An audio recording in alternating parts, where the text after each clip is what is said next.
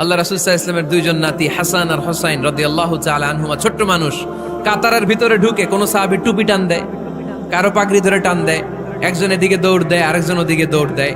মসজিদে একটা ডিস্টার্ব হচ্ছে। আল্লাহর হাবিব সাল্লাল্লাহু আলাইহি ওয়াসাল্লাম খুতবা থামিয়ে দিলেন, মিম্বার থেকে নেমে আসলেন, দুই নাতিকে দুই হাতে ধরলেন, ধরে আস্তে করে জান্নাতের এই দুই সর্দারকে নিয়ে মিম্বারের উপরে দাঁড়ালেন। এই হাতে এই নাতি, ওই হাতে আরেক নাতি। এরপর দাঁড়িয়ে দাঁড়িয়ে তিনি বাকি খুতবা দিলেন। পড়েন সুবহানাল্লাহ। কত প্রাণবন্ত খুতবা। উনিও খুতবা দিতেন, আমরাও খুতবা দেই।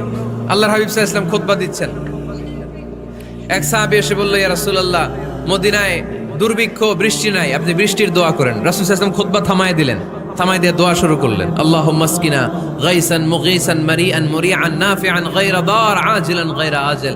আল্লাহ, উপকারে বৃষ্টি দেন, যে বৃষ্টিতে আমাদের ফসল জন্মাবে, সবুজ ঘাস লতা পাতা জন্মাবে।